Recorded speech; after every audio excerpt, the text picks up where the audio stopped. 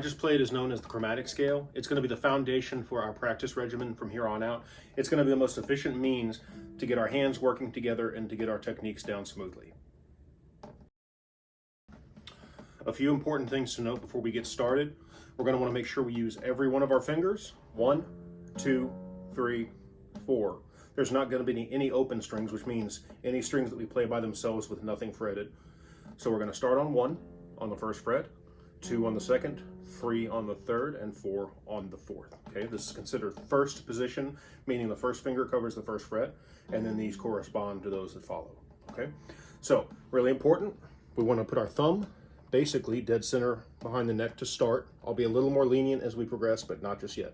Okay, now we want to have it almost like we're holding a softball or something like that. So we want to play on our tips as much as possible. So we're going to put our first finger, second finger, third, and fourth. And you'll notice as I move up, my thumb shifts a little bit from that pivot point. Okay, so let's look at this from a left-hand perspective first, doing what we just said, starting on 1, 2, 3, 4. Next string, 1. Next string.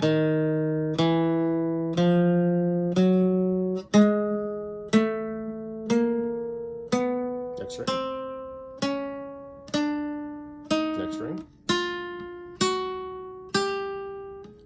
Okay, now we're going to keep our fingers where they are here because walking back is going to be a different story. Now, real quick, I'll tell you, going up is a little tougher than coming down. So you may want to go ahead and practice and get fluent in going down first before you start practicing coming back up, okay? But for the sake of the comprehensiveness of this video, we're going to keep our fingers down, okay? So they're all there like we just finished.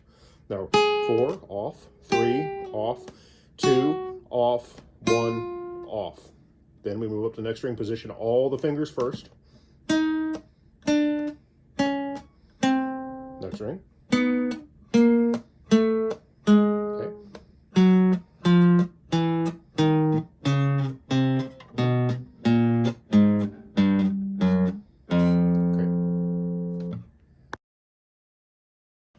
So here's a few options with the right hand that we can use here, which will also develop our efficiency in that regard and getting both hands to work together. So for absolute beginners, some may elect to play just with the thumb with downstrokes like so. Thumb, 2, 3, 4, 1, 2, 3, 4, and so on all the way down. Now for those just getting started with a pick, we'll want to make sure we're gripping that properly, which we'll cover in another video. We'll start with just downstrokes, meaning down, 2,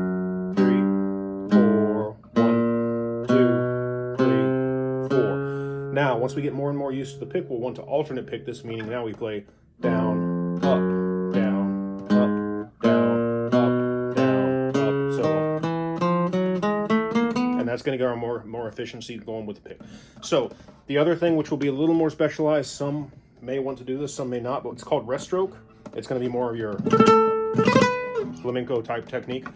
So that's going to be, first off, let's talk about rest stroke. That's where you pull, you play one string. So I'm playing the A string, you pull through and rest on the string above it. Okay, so this is going to look like this. We're going to alternate between 1 and 2. 2, 3, 4, 1, 2, 3, 4, 1, 2, 3, 4, and so forth. Okay, so there's all of your right hand techniques. Now we'll conclude again with talking about the consistency, which is the whole point of this. We have to have continuity throughout the scale.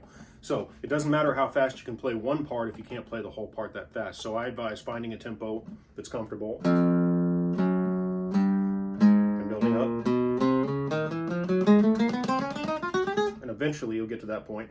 And so now here's one thing we want to make sure that we're mindful of. We don't want to hear this, where I'm hammering onto the strings. There will be a place for that technique later, but right now it's just a matter of our hands not being synced up. Have you ever seen any of those old kind of foreign movies, like the karate movies and stuff, where they're speaking another language, but they overdub and they don't match what the mouth looks like with the words that they're saying?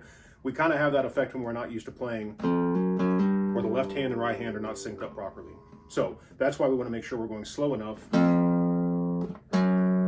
each pluck is matching exactly each finger movement here. Okay, so the best way to progress with this would be to use a metronome. Again, find something that's comfortable for you. Let's say it's...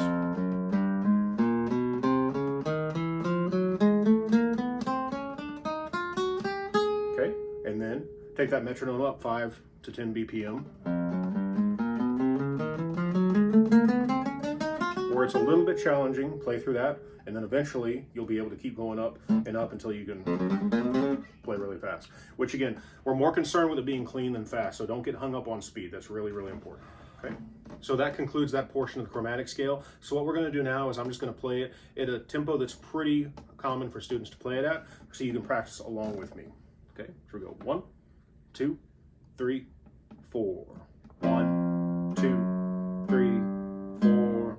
1, 2, 3, 4. 1, 2, 3, 4. 1, 2, 3, 4. 1, 2, 3, 4. 1, 2, 3, 4. Now if we want to walk back when we're used to that, we can go 1, 2, 3, 4, reset. 1, 2, 3, 4, reset. 1, 2, 3, 4, reset. 1, 2, 3, 4, reset. 1, 2, 3, 4, reset. 1, 2, 3, 4. Okay, so if that's a little quick for you, don't worry about it whatsoever. You can download, you can download a metronome on your phone. You can buy them on Amazon for almost nothing. That's a really good tool. It's a really annoying tool when you're first getting started with it, but you'll see exponential growth if you work hard with the metronome. So there you go. That's the chromatic scale. You'll play this every time that you sit down to practice from now on.